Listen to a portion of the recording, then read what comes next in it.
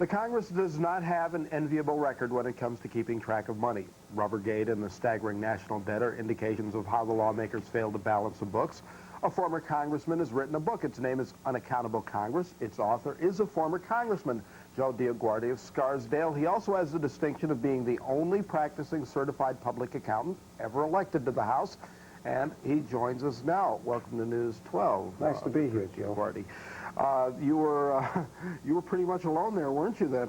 Very much so. For 4 years, I faced many attorneys. In fact, no other CPA. In fact, I counted 276 attorneys when I was there.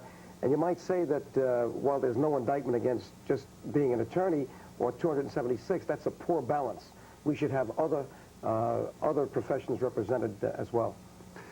Now, we've heard many of the congressmen who have been accused in the Rubbergate scandal of saying it was the way the bank was run, didn't get insufficient fund notices. As a congressman, former congressman, as a practicing CPA, could that happen? Well, there's really no excuse for it. Number one, I didn't bounce any checks while I was there for 4 years.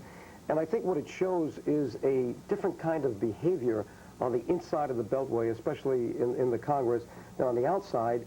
And I think it points to what's happening with the collective checkbook of the United States of America, and that was $1,400 billion last year. We only collected $1,100 billion, so you might say that they wrote checks in excess of the amount of money we raised.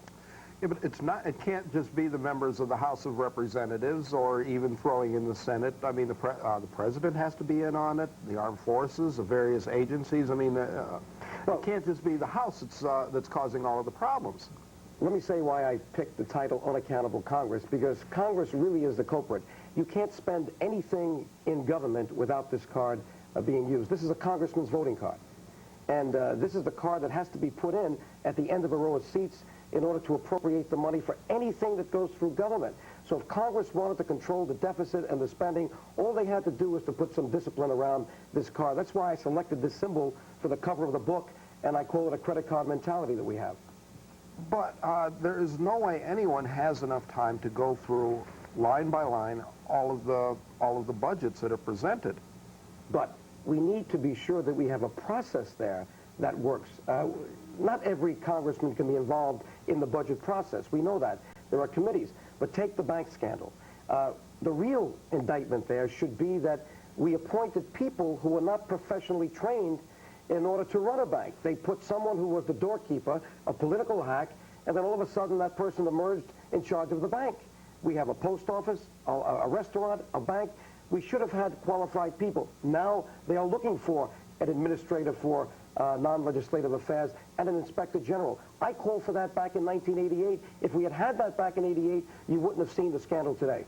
Now, what happened when you raised your complaints as an accountant to fellow members of Congress, including your own, at least at the time, Republican Party? Well, I remember at some meetings, in fact, in the book I recount, where one senior member came to me after I was giving them an analysis of the real deficit, because we hide a lot of the spending in government with guarantees and whatnot. This member turned to me and said, Joe, you're in Congress now. You're no longer a certified public accountant. When are you going to put away those green eye shades of yours? Well, I turned quickly to him and I said, sir, with all due respect, I'm not going to trade my green eye shades in for your blinders. You know how horses wear blinders? And I think they're wearing those blinders today when it comes to money. Okay, thank you very much. Joe DioGuardi, former congressman and current author of Unaccountable Congress. Thank you, Joe. Okay, thank you very much.